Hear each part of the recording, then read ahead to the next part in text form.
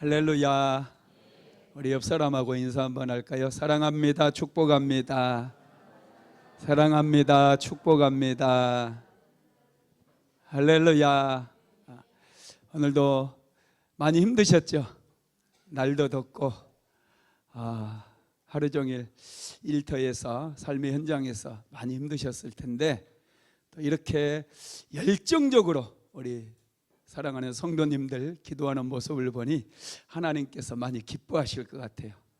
하나님께서 넘치는 복으로 채워주실 줄로 믿습니다. 우리는 힘들어도 성전에 나와서 기도해야 돼요. 그러면 역사가 일어나게 됩니다. 기적이 일어납니다. 할렐루야. 오늘은 은혜 시리즈 12번째인가요? 13번째죠. 13번째, 새로운 비전을 품게 하는 광야의 은혜, 이런 말씀입니다.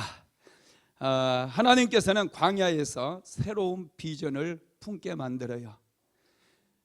인생의 문제가 찾아왔고 어려움이 찾아왔을 때 그때는 새로운 비전을 품을 때라는 사실을 기억하시기 바랍니다. 하나님께서 우리에게 새로운 꿈을 주셔요. 그냥 직장생활 잘하고 있는 사람에게는 여러분 별로 꿈이 없습니다. 그런데 직장에서 해고를 당했어요. 막막해요. 그런데 신기하게 그럴 때 하나님께 깨어서 기도하다 보면 하나님께서 새로운 비전을 붙잡게 하시고 그분에게 놀라운 기회의 문을 열어주셔가지고 이제 막 연봉이 직장생활 할 때 20배, 100배 막 이렇게 1000배까지 늘게 만들어 주시는 거예요. 할렐루야. 그런 역사들이 여러분들의 생애 속에 일어나게 되기를 주님의 이름으로 축복합니다. 하나님께서는 문제 속에 축복의 씨앗을 담아 두셨어요. 예수 믿는 우리에게는 문제는 축복으로 들어가는 관문이다, 이렇게 생각하시면 됩니다. 어려움에 처해 있다고요? 걱정하지 마세요. 죽지 않습니다. 기도하는 사람에게는 절대로 여러분 실패 그대로, 어려움 그대로 끝나는 역사가 없어요. 반드시 역전이 일어납니다. 인생의 역전을 좀 경험해 봐야 되지 않겠어요? 그죠?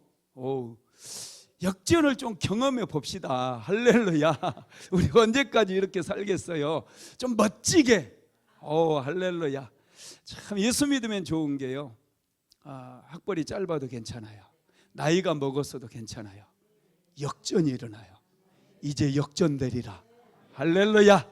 기도하면 여러분 역전이 일어나게 됩니다. 이스라엘 백성들이 만났던 홍해바다는 엄청난 문제였어요. 그런데 모세가 기도했더니 홍해바다가 갈라져 버려요. 정말 놀랍지 않습니까? 인류 역사상 단 한 번도 일어나지 않았어요.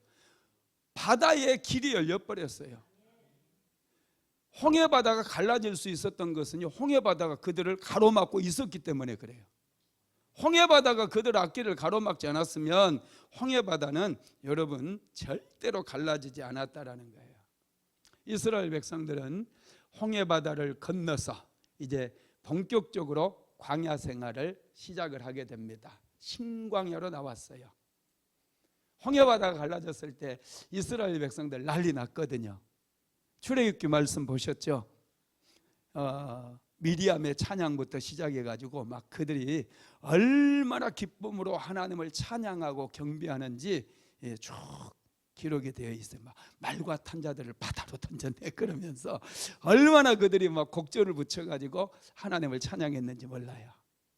그렇게 기쁨으로 그들은 홍해바다를 건넜고 광야로 들어왔어요. 근데 광야 길을 걸어가는데 사흘 만에 그들이 물이 다 떨어져 버리고요, 목이 말라서 물을 찾는데 물이 없는 거예요. 그래서 연락에 이제 사람들마다 막 물 하면서 목말라 죽겠다 막 그러면서 물을 찾아가지고 겨우 샘물 하나를 찾았는데 아이고 쓴물이 나와요. 쓴물이. 우리도 인생을 살아갈 때 가끔 그래요. 이거 하나님이 주신 기회가 아닌가 하고 딱 붙잡았는데 이게 썩은 동아줄이야. 올라가다가 뚝 떨어져요. 이게 쓴물이 나온다니까요. 인생이 만만치가 않아요. 사실은 인생의 쓴물이 여러분 얼마나 참 기가 막힙니까?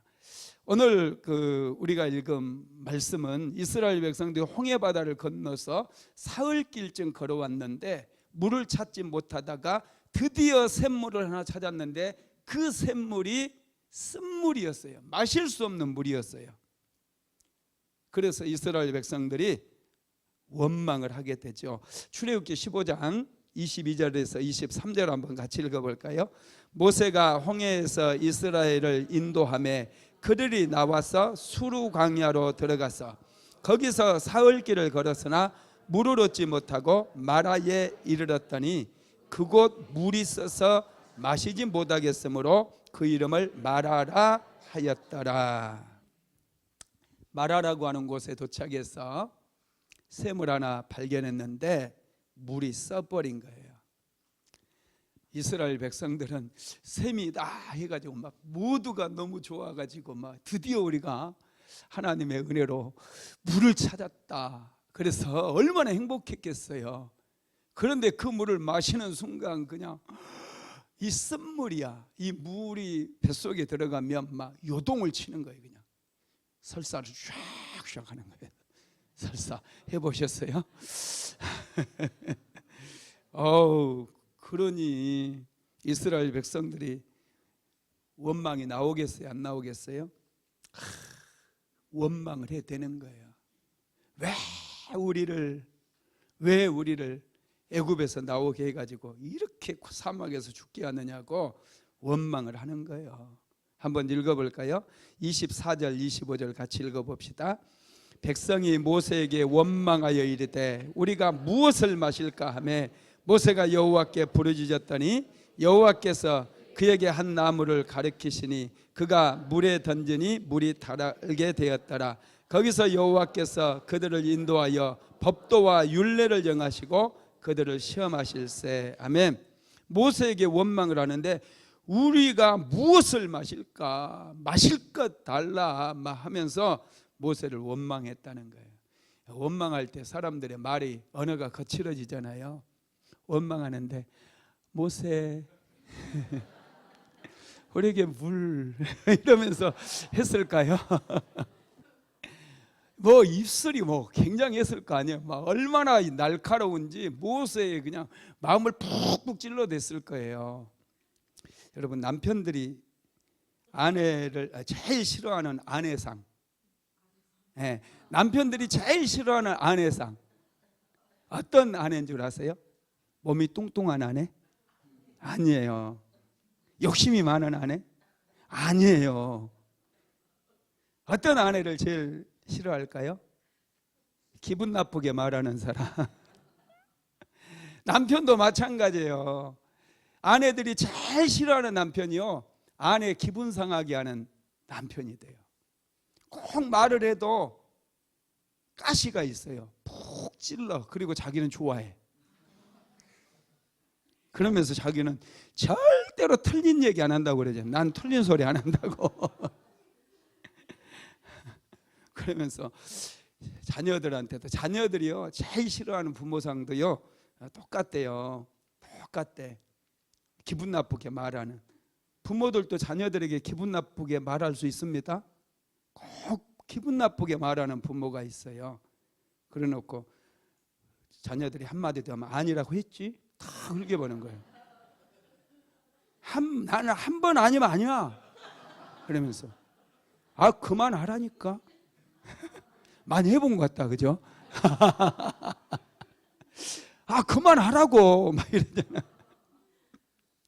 그러면서 혼자서 막 하면서 여러분, 우리가 많이 그래요. 우리가 말하는 거 절대, 특히 남편에게 또 아내에게 자녀들에게 말할 때는 기분이 상하게 하면 안 돼요. 할렐루야. 남편 기분 상하면 여러분 좋으세요? 우리 남편 기분 완전 상했네. 와, 이렇게 좋을 수가? 이런가요? 우리 아내 완전히 기분 상했네. 와, 저 여자 완전히 마음이 깨졌는데 이거. 너무 상쾌하다. 막 상쾌, 유쾌, 막 통쾌, 막 이런 남자들 없잖아요, 그죠? 그러니 말을 할 때 기분이 별로 안 좋아도요, 항상 기분 좋게 얘기하세요. 내가 이 말하면 우리 남편이 기분이 좋을까, 기분이 상할까? 우리 아내가 내가 정말 사랑하는 아내인데 내 아내에게 이 말을 하면 기분이 좋아질까, 기분이 나빠질까? 자녀들에게 똑같아요. 사람은요, 존중받아야 돼요. 공부 좀 못하면 어떻습니까? 자녀들 공부 못해도 괜찮습니다. 제일 문제가 뭔 줄 아세요? 공부만 잘하는 애들이 제일 문제돼요. 세상에 4종류가 있대요. 공부도 잘하는 애가 있고요, 공부만 잘하는 애가 있고, 공부만 못하는 애가 있고, 아무것도 못하는 애가 있대요. 그런데 제일로 사회생활할 때 제일 큰 문제를 일으키는 애가 누구냐면 공부만 잘하는 애들이에요. 걔네들이 머리가 좋아가지고요, 사기도 잘 친대요. 다른 사람 것을 막 수단 방법 안 가려가지고 다 빼앗아 간다는 거예요. 이런 아이들이 문제돼요. 그러니 애들 공부만 못하는 애들이 2번째 돼요. 공부 더 잘하는 애들이 성공할 확률이 제일 높고요, 공부만 못하는 애가 2번째 돼요. 진짜예요. 할렐루야. 여러분 자녀들 공부 더 잘하게 되기를 주님의 이름으로 축복합니다. 그런데 그게 안 된다면 공부만 못하는 자녀, 할렐루야, 이런 자녀 만들어야 된다니까요. 여러분 다 공부만 잘해서 되겠습니까? 그런데 공부 잘해가지고 공무원 되고요, 대기업에 들어가서 연봉 조금 높긴 하지만 연봉 하는데 진짜 여러분 성공하는 사람은요, 공부만 못하는 애들이 열심히 일해가지고 사업해가지고 어마어마하게 큰 회사를 거느려요. 실제로 그런 일들 많습니다. 그러니까 여러분의 남편이 공부만 못하는 남편이라고 한다면 얼마나 행복하겠어, 그죠? 아멘은 안 하네. 공부 더 잘하는 남편이 되시기 바랍니다. 이스라엘 백성들이 광야에서 쓴물을 만나니 막 원망이 나왔어요. 원망이 모세를 막 찔러대는 거예요. 여러분 원망한다고 문제가 해결되면 얼마나 좋겠어요. 원망한다고 쓴물이 단물로 바뀌었나요? 바뀌었어요? 안 바뀌었어요? 이쪽은 문제가 많아. 항상 대답이 이쪽은 그래도 뭐라 목사님이 물어보니까 성의 표시라도 좀 하는데 마지못해서 그냥 뭐라고도 하는데 이쪽은 그냥 가만히 이쪽 좀 문제가 있는 것 같아. 원망한다고 쓴물이 단물로 변화되는 일은 절대로 일어나지 않아요. 원망한다고 쓴물이 단물로 변화되는 일은 여러분 죽을 때까지 해도 절대로 일어나지 않는다는 거예요. 이건 믿으시기 바랍니다. 그러면 우리는 어떻게 해야 돼요? 원망하면 안 돼요. 원망 안 하면 돼요. 그래서 원망하게 만드는, 우리가 인생을 살아가다 보면 원망을 참 많이 해요. 누구 때문에? 이거 무당이 하는 거잖아요. 무당 찾아가면요, 누구 때문이냐 이래요. 자꾸 누구 때문이냐. 무당이 막 하면서 숭구리 당당하면서 누구 때문에, 자꾸 남에게서 책임을 찾으려고 한다니까요. 귀신은요 자꾸 남의 탓하게 만들어요. 그런데 하나님은요 이게 누구 때문이 아니대요. 소경이 태어날 때부터 태어났던 소경을 예수님께 데려와가지고 누구 때문에 이러잖아요. 제자들 물어보잖아요. 누구 때문에, 이 사람의 죄 때문입니까? 아니면 부모의 죄 때문입니까? 자꾸 누구 때문이냐고 그래 사람들은. 그런데 누구 때문이 아니라고 그러잖아요. 물론 누구 때문일 수 있어요. 그런데 예수님의 언어는 달라요. 이 사람을 통해서 하나님의 영광을 보여주기 위함이라고 말씀하고 있다는 거예요. 여러분 달라요. 누구 때문이라고 하지 마시고, 여러분 쓴물이 단물로 변화된 것은 모세의 기도로 그래요. 할렐루야. 그래서 쓴물을 만날 때 우리가 해야 될 것은 여러분 기도하는 것입니다. 하나님께서는 이스라엘 백성들을 광야로 인도하셨어요. 왜? 여러분 왜라는 질문이 안 나와요? 하나님께서 분명히 아브라함, 이삭, 야곱, 요셉 그 후손들 하나님께서 선택하셨잖아요. 사랑하는 백성들이잖아요. 그러면 애굽에서 막 10가지의 재앙까지 내렸고 홍해바다까지 갈라가지고 이 백성 구원해 냈어요. 그럼 얼마나 소중한 백성이냐고요. 눈에 넣어도 안 아플 그런 자식처럼 소중한 자녀들이잖아요. 그러면은 하나님께서 곧바로 좋게 적과 꿀이 흐르는 땅으로 딱 인도해 주시면 얼마나 좋아요. 얼마나 좋아. 그렇잖아요. 하나님도 좋고 이스라엘 백성도 좋고 누이 좋고 매부 좋고 다 좋아요. 그런데 왜 하나님께서는 이스라엘 백성들을 광야로 이끌어 가시냐고. 홍해바다 가를 때까지는 좋았어요. 마라 쓴물 만날 때까지도 괜찮았다고 생각해요.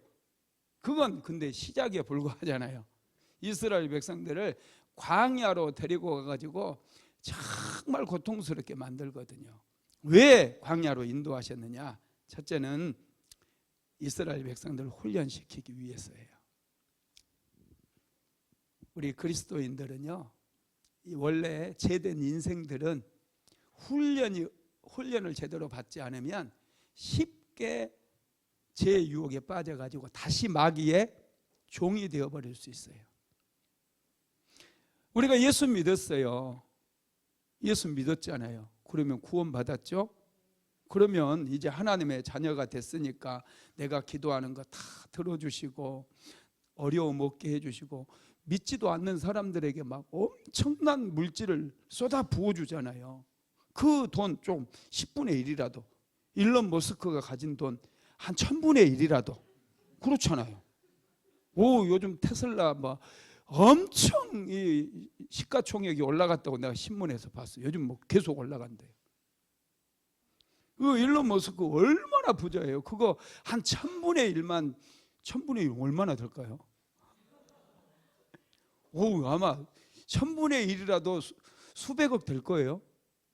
그것만 우리 줘도 이거 참 얼마나 우리가 감사하겠어요. 그렇죠?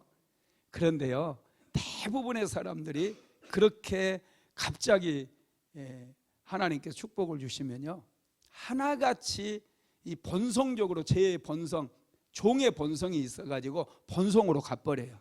교만해져가지고 사람들 무시하고요, 교만해져가지고 죄짓고요, 어디 남자들은 어디 이쁜 여자 없나 이렇게 찾으러 다니고요, 여자들은 어디 뭐 자꾸 백화점에 가고 명품 어디 없나, 옷은 뭐 있는 옷 또 사. 나중에는 여러분 이렇게 사람이 타락한다라는 거예요.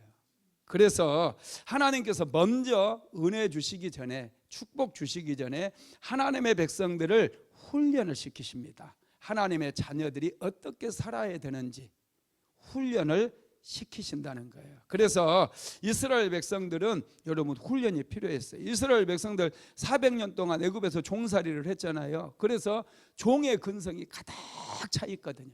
이 노예 근성이라고 그래요. 게으르고 남의 탓하고 원망하고 불평하는 거, 이런 것들이 전부 노예 근성이에요. 이런 근성들이 훈련이 돼가지고 이제는 어떤 상황 속에서도 하나님께 감사하고 서로 사랑하고 서로 축복해 줄 수 있는 그런 사람으로 변화가 돼야 돼요. 할렐루야. 그래서 이스라엘 백성들을 광야에서 훈련을 시킨 거예요. 고통 가운데서. 광야는 여러분 정말 척박한 곳이에요. 할렐루야. 광야 한번 가보신 분 없죠? 이 광야 저도 안 가봤습니다. 듣기만 했어요. 광야는 사람이 살아갈 수 있는 곳이 아니에요. 광야는 빠르게 지나가는 곳이에요. 그러니까 여러분 인생길에도 광야가 찾아옵니다. 광야 머물러 있으면 안 돼요. 인생이 너무 힘들어져요. 예수 믿어도요, 광야에만 있으면 모래바람이 계속 불어와가지고 콧구멍에도 입구멍에도 귓구멍에도 막 모래바람 때문에 얼마나 힘든지 몰라요. 광야는 빨리 지나가야 돼요. 그래서 하나님께 주시는 훈련들을 빨리 받아야 돼요. 빨리 기도하는 법 빨리 배우시기 바랍니다. 광야를 빨리 통과할 수 있는 방법은요, 하나님께 다 맡기는 거예요. 기도로 계속해서 기도해서 하나님 의지하는 법을 배우다 보면 광야를 빠르게 통과할 수가 있게 됩니다. 하나님께서는요, 광야에서 말씀을 주셔요. 특별히 광야에서 우리가 받아야 되는 훈련은 말씀을 듣는 훈련이에요. 어려울 때 기도하잖아요, 그죠? 힘들어서 기도하잖아요. 이쪽은 역시 반응이 없어. 여기는 힘들어도 기도 안 하는 파, 여기는 힘들면 기도하는 파. 그런가? 힘들 때 기도하거든요. 먹고 살만한 사람들 기도 안 해요. 우리가 힘들게 막 기도하다가 하나님의 음성을 들어요. 할렐루야. 하나님께서 역사하시는 것들을 우리가 깨닫게 돼요. 그래서 꿈도 꾸게 되고요, 또 하나님의 음성도 듣게 되고요, 하나님의 비전을 기도하다가 받게 된다는 것이죠. 민수기서 1장 1절 한번 읽어볼까요? 시작. 이스라엘 자손이 애굽 땅에서 나온 후 둘째의 둘째 달 첫째 날에 여호와께서 시내 광야 해막에서 모세에게 말씀하여 이르시되, 광야에서 모세에게 하나님께서 친히 말씀을 하셨어요. 하나님의 말씀이요, 광야에 있을 때 선명하게 들리기 시작해요. 하나님의 어려움에 있는 분들은 열심히 기도해서 하나님의 음성을 좀 들으시기 바랍니다. 하나님의 말씀을 들으셔야 돼요. 신명기서 32장 10절도 한번 읽어볼까요? 여호와께서 그를 황무지에서 짐승이 부르짖는 광야에서 만나시고 호위하시며 보호하시며 자기 눈동자같이 지키셨도다. 이 광야에서 하나님께서 만나 주신다는 거예요. 광야는 하나님과의 만남의 장소입니다. 그리고 하나님의 음성을 듣는 그런 장소예요. 그래서 여러분, 광야라고 하는 히브리어 단어가 미드바르라고 하는 단어예요. 미드바르. 영어로는 데저트잖아요. 디저스. 오, 발음이 너무 좋다. 히브리어는 미드바르. 그런데요, 이 미드바르라고 하는 이 단어가 사실은 이 말씀이라고 하는 히브리어가 다바르고 지성소라고 하는 히브리어가 드비르예요. 근데 이 세 개의 단어 어근이 같대요. 어근이 같아요. 다바르, 드비르, 미드바르. 좀 비슷해 보이죠, 그죠? 어근이 같은데, 여러분 이게 무슨 말씀이냐면, 이 광야는 하나님의 지성소와 같아서 하나님의 말씀이 임한다는 뜻이에요.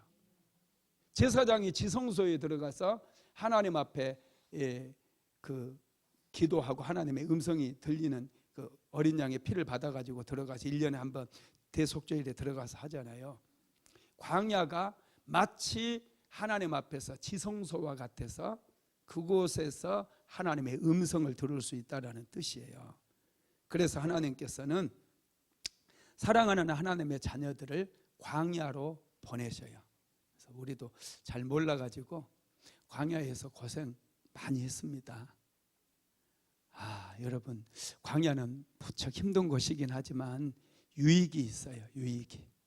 하나님을 그곳에서 깊이 만나게 되고 하나님의 음성을 듣게 되고, 광야에서는 여러분 동서남북 사방을 봐도 농사지을 땅이 없어요. 광야에서 농사지으려고 뭐 땅을 판다든지 이런 사람 어리석은 사람이에요.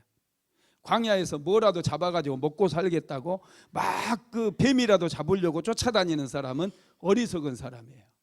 광야에서는 어떻게 해야 살아남느냐? 하나님께 기도해야 돼요. 그러면 하나님께서 하늘에서 만나를 내려주셔요. 메추라기도 보내주신다는 거예요.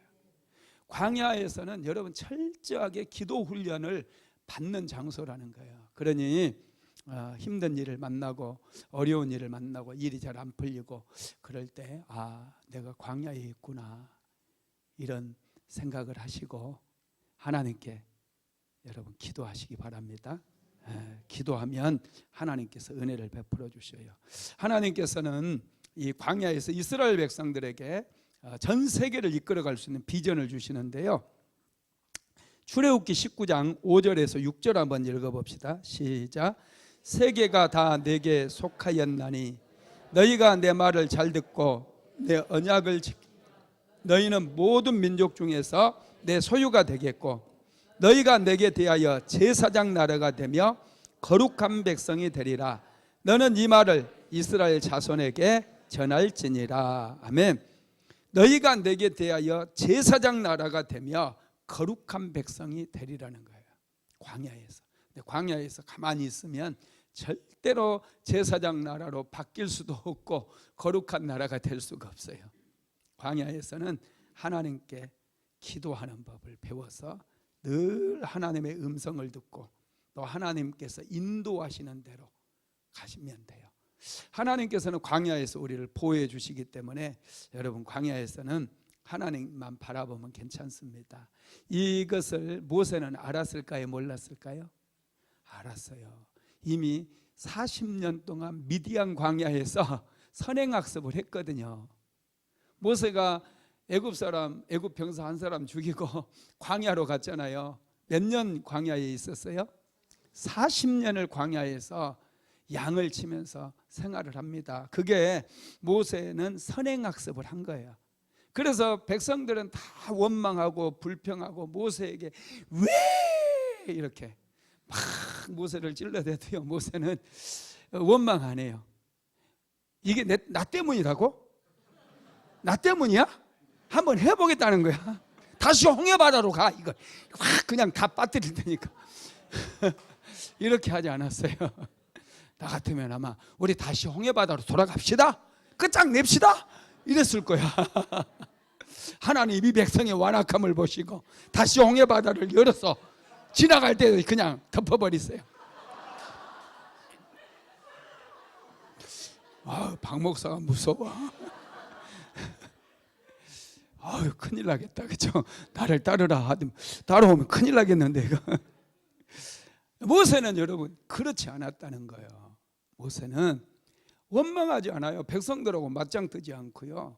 신기해요. 광야 체험을 이미 했기 때문에 이런 때는 하나님께 기도해야 된다는 걸 알아요. 그래서 모세는 하나님께 기도해요. 광야는 엎드려서 기도하는 곳이에요. 그러다가 하나님 음성 듣고 하나님 만나면 얼마나 행복한지 몰라요. 참 신기하게 제가 힘들었을 때 정말 힘들어서 금식하고 맨날 금식하고 하나님의 이름 부르고 그럴 때 정말 하나님께서 말씀도 많이 주시고 많이 하나님께서 환상도 보여주시고 기도도 막 금방 응답해 주시고 제가 체험이 참 많아요. 할렐루야. 여러분 광야는 이렇게 우리가 은혜를 체험하는 곳입니다. 기적도 경험하는 곳이고 두 번째로 광야는 새로운 비전을 품게 하기 위해서 하나님께서 우리를 광야로 인도하셨다는 거예요. 이스라엘 백성들은 원망으로 반응을 했어요. 여러분 이스라엘 백성들만 막 그렇다고 그렇게 생각하면 안 돼요. 원래 인생이 연약해요. 저와 여러분도 연약합니다. 항상 우리는 연약함을 인정해야 되고요. 내가 연약하니 우리 아내도 연약하구나. 내가 연약하니 우리 남편도 연약하구나. 이걸 인정해야 돼요. 그래야지 행복해져요. 어떤 여자분들은요 남편을 완벽한 사람으로 만들려고 얼마나 노력하는지 몰라요. 사랑해서 결혼해가지고 결혼하고 나서 인생의 목표가 딱 달라져요. 인생의 유일한 목표가 우리 남편 변화시키는 거. 남자도 마찬가지예요. 자기 아내 변화시키겠다고 자기 아내 바꾸는 게 인생의 지상 목표가 돼버리는 분들이 참 많아요. 사람은 안 바뀝니다. 할렐루야. 언제 바뀐 줄 아세요? 은혜 받아야 바뀌어요. 은혜 받아야. 여러분들이 소리 질러가지고 막 잔소리해가지고 바꿀 수 있다면 예수님이 왜 십자가를 지셨겠어요? 예수님이 십자가 지실 일이 없었다니까요. 여러분들의 잔소리가 자녀를 변화시키고 남편을 변화시킨다면 예수님의 십자가는 필요가 없어요. 예수님이 십자가를 지신 이유는 우리의 잔소리가 안 통해서 절대로 이 남편도 안 변하고 아내들도 안 변하기 때문에 예수님이 십자가를 지신 거예요.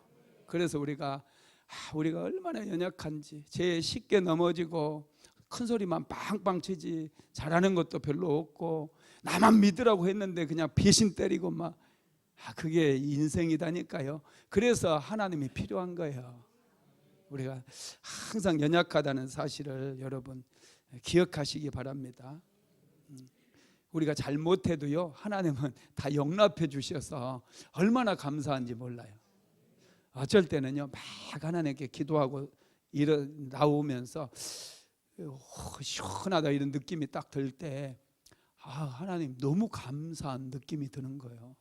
내가 막 이렇게 막 얘기하고 이 얘기 저 얘기 막 하나님께 이것도 해달라 저것도 해달라 다 요구하고 1시간 넘게 2시간 막 이렇게 하고 딱 일어났는데 하나님께서 한 말씀도 안 하시고 다 들어주시잖아요.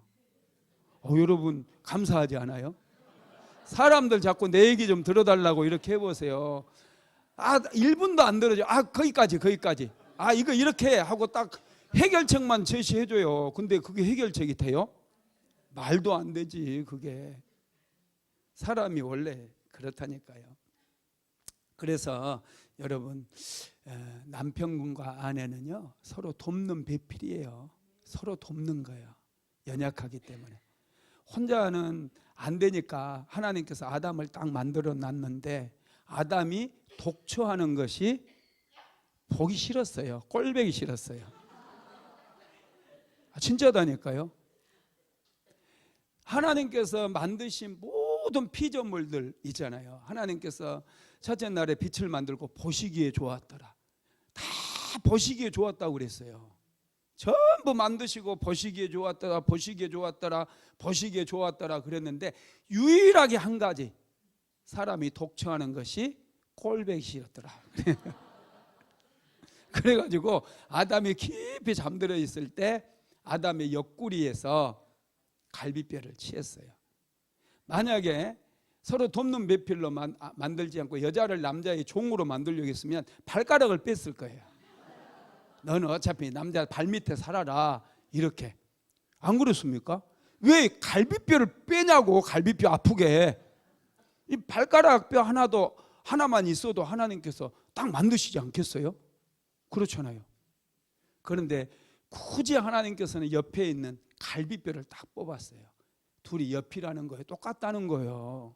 남자가 위가 아니고, 아시겠죠? 남자분들 자꾸 그냥 소리로 그냥 성질을 부리면서 아내들 휘어잡으려고 하는 그 이상한 남자들은요 아주 19세기형 인간들이에요. 지구를 떠나야 돼.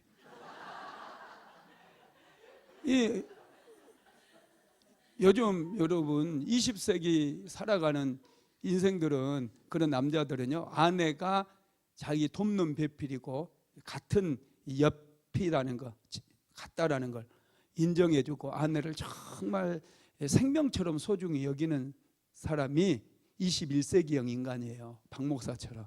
할렐루야. 아내를 소중히 여기면 아내에게서 좋은 게 나와요. 할렐루야. 남편을 소중히 여기면요 남편에게 좋은 게 나옵니다. 할렐루야. 하찮게 여겨봐요. 하찮은 것만 갖다 줘요. 근심 걱정만 갖다 줘요. 할렐루야. 남편이 얼마나 소중합니까? 옆집 남자가 월급 갖다 주는 일이 있어요? 있어요? 없어요? 절대로 없어요. 여러분의 남편이 월급 갖다 주는 거예요. 돈 벌어서 갖다 주는 거예요. 그러니 우리 남편이 최고지. 할렐루야. 옆집 남편이 잘생기면 뭐합니까? 박 목사가 잘생기면 뭐합니까? 여러분에게 월급을 갖다 줍니까? 할렐루야. 여러분의 남편이 최고예요. 그러니 여러분 얼마나 사랑스러운 존재고 존중해야 될 대상입니까? 절대 버릇 고치려고 하지 마세요. 있는 그대로 용납해주고 축복해주고 사랑해주고 섬겨주고, 할렐루야, 기도해주고, 남편을 위해서 축복 기도해야 된다고 지난주에 말씀드렸죠. 축복해야 돼요. 아내를 축복하고 남편을 축복하고 자녀들을 축복하고. 민수기서 6장 24절로 25절, 이건 축복 기도문이에요. 할렐루야. 축복 선언문이라고 해도 돼요. 모세는 그 어려움의 때에 하나님께 부르짖어 기도했을 때 마라의 쓴물이 단물로 바뀌어버려요. 이거 놀라운 인생의 열쇠입니다. 쓴물이 나왔을 때 기도했더니 단물로 바뀌어버려요. 이건 요즘 불변의 진리예요. 한번 해보세요. 쓴물이 나왔어요. 인생 속에 쓴물을 만났어요. 기도하면 단물로 바뀌어요. 쓴물 그대로 있는 게 아니에요. 쓴물이 없어지는 것도 아니에요. 이 쓴물이 단물로 바뀌어버려요. 야, 이게 놀랍지 않습니까? 사업장이 쓴물이었어요. 사업장 때문에 막 염려, 근심, 걱정, 오만 걱정 다 했어. 그래서 이놈의 것만 온갖 저주를 막 퍼부었어. 여러분, 그러면 안 되고요. 사업장이 좀 힘들고 장사가 안 되고 어려워도 하나님께 기도하면 이게 단물을 만들어내요. 단물을. 믿으시기 바랍니다. 자녀도 마찬가지입니다. 자녀도. 그래서 여러분, 우리가 기도 문제가 생기면은 사람들과 싸우지 말고, 제가 늘 말씀드리죠. 배후에 있는 어둠의 영들과 영적 전쟁하라고 제가 늘 말씀을 드립니다. 모세는 그의 에너지를 백성들과 싸우는데 사용하지 않았고 하나님께 기도하는 데 사용합니다. 출애굽기 15장 25절 상반절만 한번 읽어볼까요? 시작. 모세가 여호와께 부르짖었더니 여호와께서 그에게 한 나무 가리키시니 그가 물에 던지니 물이 달게 되었더라. 참 놀랍죠? 뭐가 놀라워요? 모세가 기도하기 전에도 옆에 나무가 있었어요, 없었어요? 있었어요. 그런데 기도했더니 감추어졌던 게 드러난 거예요. 하나님께서 보게 하시고 나무를 지시해 주셨어요. 그래서 그 나무를 이제 잘라가지고 물에 던져 넣었어요. 그랬더니 쓴물이 단물로 바뀌어 버렸어요. 참 이게 참 놀랍습니다. 그래서 우리가 기도해야 돼요. 예레미야서 33장 3절도 읽어봅시다. 너는 내게 부르짖으라. 내가 내게 응답하겠고 내가 알지 못하는 크고 은밀한 일을 내게 보이리라. 기도하면, 광야를 지나면서 기도하면 크고 은밀한 일을 보게 돼요. 이게 비전이에요. 새로운 비전을 보게 돼요. 새로운 꿈을 꾸게 돼요. 새로운 사람도 만나게 돼요. 새로운 역사를 경험하게 돼요.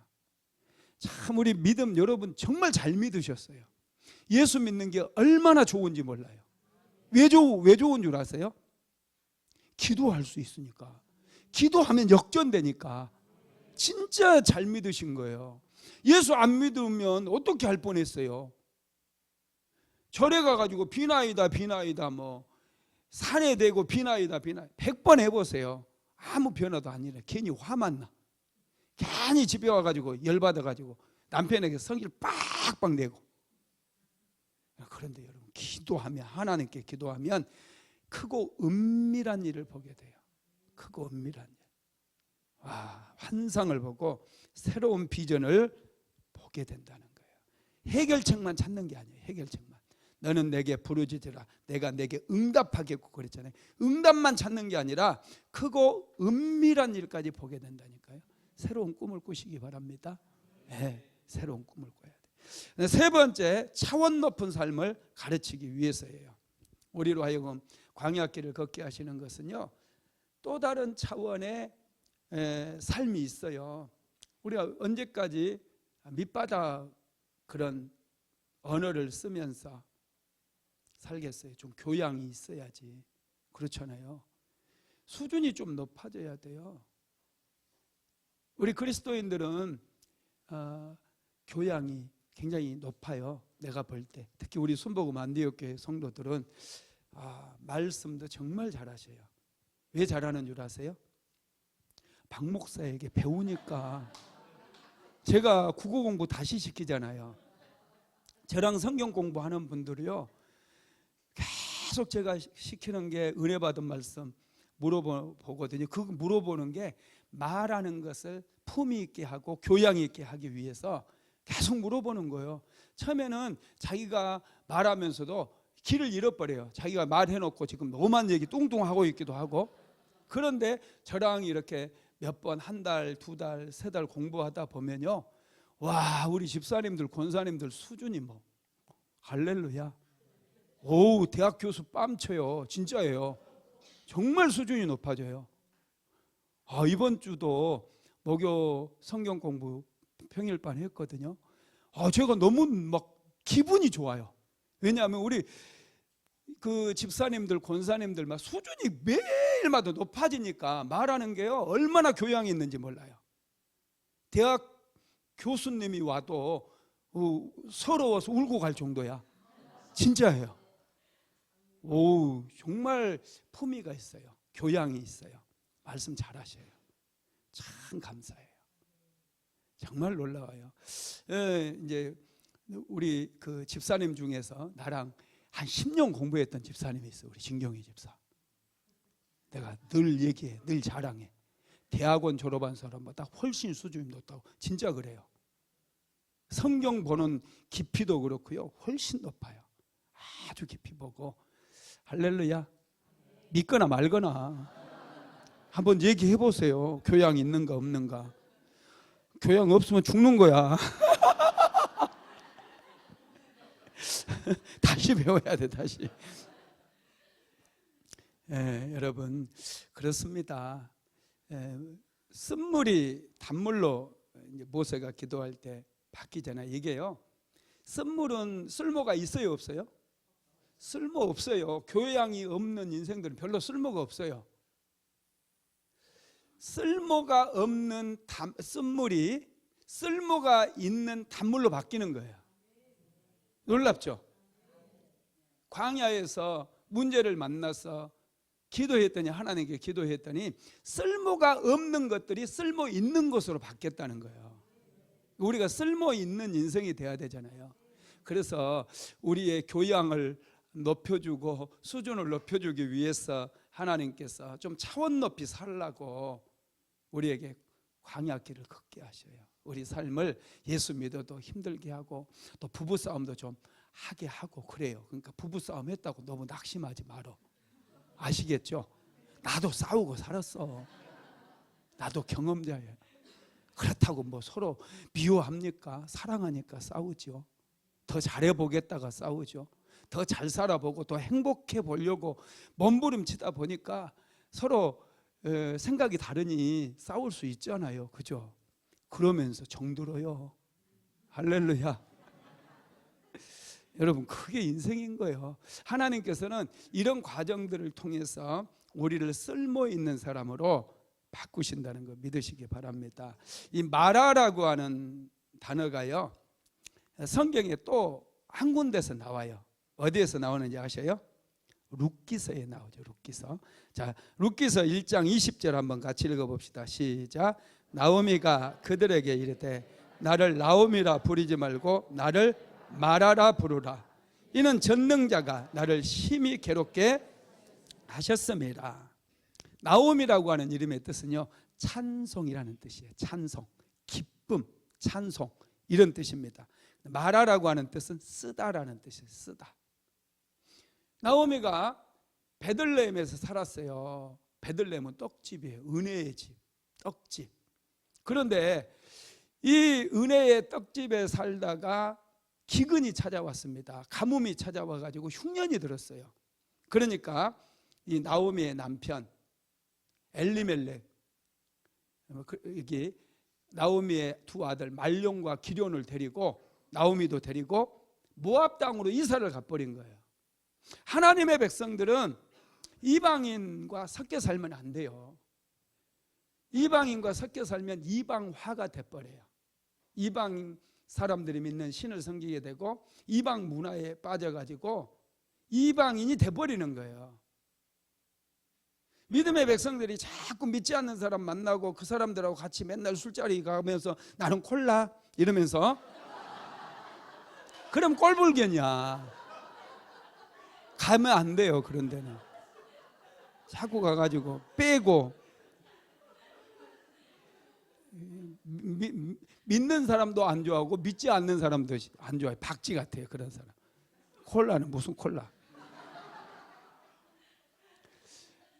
여러분, 믿는 사람이 믿지 않는 동네에 가서 여러분 안 되는 거예요. 그래서 얼마 안 가서 남편이 죽어버리고 두 아들 장가 보냈거든요. 그런데 애도 하나 안 낳아놓고 다 죽어버린 거예요. 그래가지고 완전 이 집은 그냥 여자 과부 싸움에 새가부, 이거 새가부 술집을 차리든지 뭘 하든지 새가부집이 돼버린 거예요. 이게 참 기가 막히잖아요. 얼마나 나오미가 좀 부끄럽지 않겠어요? 남자들 다 죽어버리고 여자 셋이서 그냥 쓸쓸하게 이렇게 이거 좀 부끄러웠을 것 같아요. 그래서 나오미가 며느리들 불러가지고 너희 친정집으로 가라. 나는 이제 우리 친정 베들레헴으로 가겠다. 그랬더니 오르바는 그냥 갔고요. 룻이 끝까지 쫓아오는 거, 어머니의 하나님이 나의 하나님이 됐고 막 그러면서 룻이 끝까지 따라오거든요. 그래서 룻을 데리고 왔어요. 그랬더니 동네 사람들이 나오미를 보면서 당신은 나오미가 아닙니까? 이러는 거예요. 당신 나오미 맞지? 내 눈은 못 속에 나오미 맞잖아. 막 이러는 거예요. 그러니까 나를 나오미라고 부르지 말고 말하라고 불러. 말하라고. 나오미는 찬송이라는 뜻인데 자기 인생이 하나님께 찬송을 돌릴 수 있는 그게 아니라는 거예요. 다 지금 남편 다 죽고 아들도 죽어버리고 그랬으니 자기를 쓴 고통스러운 인생, 그러니까 말하라고 부르라고 그렇게 얘기를 하거든요. 하나님께서 자신을 괴롭혔다고 괜히 하나님 탓해요. 룻기서 1장 21절 한번 읽어볼까요? 내가 풍족하게 나갔더니 여호와께서 내게 비어 돌아오게 하셨느니라. 여호와께서 나를 징벌하셨고 전능자가 나를 괴롭게 하셨거늘 너희가 어찌 나를 나오미라 부르느냐 하니라. 아멘. 나오미는 하나님께서 자신을 괴롭혔다고 그러는데 오해한 거예요. 자기가 하나님의 은혜 아래 베들레헴에 있었으면 하나님의 은혜가 있고 하나님께서 보호해 주시기 때문에 그곳에 있었으면 남편도 또 자녀들도 잘 살았을 거예요. 괜히 그냥 모압으로 그냥 한번 잘 살아보겠다고. 이방인들이 살고 있고 이방 신들 귀신들이 우글거리는 그냥 술집에 가고 나는 콜라 이렇게 하고 있으니 이게 되겠느냐 말이죠. 이게 안 된다는 거예요. 이게 그래가지고 남편도 다 죽고 이제 두 자녀도 죽고 그래가지고요 이제 돌아왔어요. 나오미가 돌아온 건 정말 잘한 거예요. 나오미가 왜 돌아왔을까요? 왜 돌아왔을까? 한번 생각 안 해보셨어요? 뭐해 머리도 가지고 머리는 왜 장식으로 달고 다니나 좀 생각을 해야 된다니까. 나오미가 왜 돌아왔을까? 하나님의 은혜 때문에 돌아온 거예요. 다시 하나님께로 돌아오게 되면 전능자라고 부르잖아요. 전능자 하나님이라고. 전능하신 하나님께로 내려 돌아가면 하나님께서 내 인생 다시 회복시켜 주실 거라고 하는 그런 기대와 그런 믿음을 가지고 나오미가 돌아왔다라는 거예요. 그랬더니 하나님께서 나오미에게 은혜를 베풀어 주셔요. 하나님의 은혜를 사모하고 하나님께 전능자 하나님께로 돌아오게 되면 하나님께서 반드시 자기의 인생도 회복시켜 주실 거라고 믿고 왔거든요. 그랬더니 정말로 인생이 역전돼 버려요. 룻기서 4장에 보면은 며느리 룻이 보아스를 만나게 되면서 아들을 낳게 되는데 그의 이름이 이제 이름을 막 불러주거든요. 그의 이름을 불러주는 뭐라고 부르는지 한번 읽어봅시다. 룻기서 4장 14절로 15절 시작. 여인들이 나오미에게 이르되 찬송할지로다. 여호와께서 오늘 내게 기업 물을 자가 없게 하지 아니하셨도다. 이 아이의 이름이 이스라엘 중에 유명하게 되기를 원하노라. 이는 내 생명의 회복자며 내 노년의 봉양자라. 곧 너를 사랑하며 일곱 아들보다 귀한 내 며느리가 낳은 자로다 하니라. 아멘. 여기에 보면은 이 이스라엘의 여인들이 베들레헴의 여인들이 나오미에게 룻이 낳은 아이를 내 생명의 회복자라고 불러요. 내 생명의 회복자며 이렇게 불러요. 내 노년의 봉양자라 그러면서 너를 사랑하며 일곱 아들보다 귀한 내 며느리가 낳은 자로다 이렇게 얘기해요. 여인들이 나오미의 이름을 부르면서 하나님을 찬양하는데 룻이 낳은 아들을 내 생명의 회복자여 이렇게 부른다는 거예요. 생명이 회복됐다는 거예요. 구원이 회복됐다는 거예요. 하나님께서 개입하시니까, 나오미의 인생에 개입하시니까 놀라운 일이 일어나게 된 것입니다. 그래서 우리도 하나님께서 내 인생에 개입해 주셔야 돼요. 하나님, 내 인생에 개입해 주세요. 하나님, 나를 생각해 주세요. 제가 기도할 때 정말 힘들 때 제가 기도 많이 했던 기도가, 하나님 나를 좀 생각해 주세요. 하나님 나를 좀 불쌍히 좀 봐주세요. 나 참 불쌍하잖아요. 하나님 나를 긍휼히 여겨주세요. 하나님 나를 생각해 주세요. 아무것도 하지 못하고 그냥 이렇게 맨날 교회에 처박혀서 그냥 성경만 보고 말씀만 보고 기도만 하는 이 불쌍한 인생을 하나님 좀 생각해 주세요. 맨날 그렇게 기도했어요. 하나님 나를 좀 생각해 달라. 할렐루야. 그랬더니 하나님이 생각해 주셔가지고 요즘은 막 나를 오라는 데가 많아요. 할렐루야. 예. 여러분 부르짖어서 우리가 기도해야 돼요. 네 번째로 풍성한 복을 주시기 위해서입니다. 하나님께서는 마라의 쓴물을 단물로 바꿔주신 다음에 두 가지의 축복을 말씀해 주셔요. 그게 이제 25절로 26절에 나옵니다. 출애굽기 15장 25절로 26절 시작. 모세가 여호와께 부르짖었더니 여호와께서 그에게 한 나뭇가지를 가리키시니 그가 물에 던지니 물이 달게 되었더라. 거기서 여호와께서 그들을 위하여 법도와 율례를 정하시고 그들을 시험하실세 이르되 너희가 너희 하나님 나 여호와의 말을 들어 순종하고 내가 보기에 의를 행하며 내 계명에 귀를 기울이며 내 모든 규례를 지키면 내가 애굽 사람에게 내린 모든 질병 중 하나도 너희에게 내리지 아니하리니 나는 너희를 치료하는 여호와임이니라. 예, 말씀을 주신 거예요. 말씀. 첫째가 말씀. 여기서 법도와 율례를 정해 주셨다는 거예요. 우리가 시내산에서 말씀 받은 거, 율법 10계명 받은 거 알고 있잖아요. 그런데 이 마라에서 하나님께서 이 법도와 율례를 정해 주시고 하나님께서 말씀을 주시면서 너희들이 이 말씀 지키면은 내가 너희들을 지켜주겠다. 그렇게 말씀을 하신 거예요. 하나님은요 우리에게 축복의 말씀을 주셔요. 신명기에서 15장 4절로 6절도 읽어봅시다. 내가 만일 내 하나님 여호와의 말씀만 듣고 내가 오늘 내게 내리는 그 명령을 다 지켜 행하면 내 하나님 여호와께서 내게 기업으로 주신 땅에서 내가 반드시 복을 받으리니 너희 중에 가난한 자가 없으리라. 내 하나님 여호와께서 내게 허락하신 대로 내게 복을 주시리니 내가 여러 나라에 꾸어줄지라도 너는 꾸지 아니하겠고 내가 여러 나라를 통치할지라도 너는 통치를 당하지 아니하리라. 아멘. 내 하나님 여호와의 말씀만 듣고 내가 오늘 내게 내리는 그 명령을 다 지켜 행하면 내 하나님 여호와께서 내게 기업으로 주신 땅에서 내가 반드시 복을 받으리니 너희 중에 가난한 자가 없으리라. 하나님 말씀이에요. 광야에서 하나님 말씀 주셔요. 그리고 그 말씀 우리가 지키며 나아가게 되면 여러분 중에 가난한 자가 한 명도 없어요. 연봉 전부 다 1억이 넘어요. 할렐루야. 이거 믿으시기 바랍니다. 네, 믿어야 돼요. 남자가 연봉 1억은 돼야지. 쪼잔하게 100만 원이 뭐야. 할렐루야. 눈이 좀 팍 튀어나와야 되지 않습니까? 하나님께 나도 은혜 받아야 되겠다. 하나님 나에게 11조 월 11조 100만 원. 할렐루야. 하나님 나 11조 100만 원 하게 해주세요.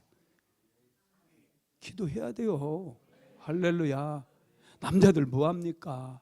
기도해야 된다니까요. 연봉 1억은 받아야죠. 그래야 애들 키우고 좀 품위 있게 살아가죠. 할렐루야. 그러면 하나님께 목숨 걸고 기도하는 거예요. 마음 정하고 뜻 정하고 열심을 다해서 기도하면 하나님께서 너희 중에 가난한 자가 없으리라 그랬어요. 여러분 가난이 우리가 지금 사는 게 가난한 거예요. 믿으십니까? 부자다고요? 가난한 거다니까. 그런데 가난한 자가 없게 하나님께서 다 만들어 주시겠대요. 이게 참 놀랍고요. 그 다음에 시간이 너무 많이 가가지고 빨리 끝낼게요. 지금 12페이지 중에 7페이지를 했는데 살겠어 진짜. 두 번째로는 하나님의 이름을 주셨어요. 하나님의 이름을.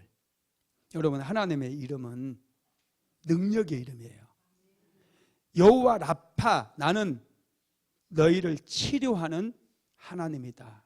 이름을 주신 거예요. 단지 치료해 주시겠다라고 하는 게 아니라 이 이스라엘 백성들, 원망했던 이 이스라엘 백성들에게 이 하나님의 이름을 주시고 그 이름에는 권세가 있으니 그 이름을 활용하라고, 그 이름 붙들고 기도하라고 이름을 주신 거예요.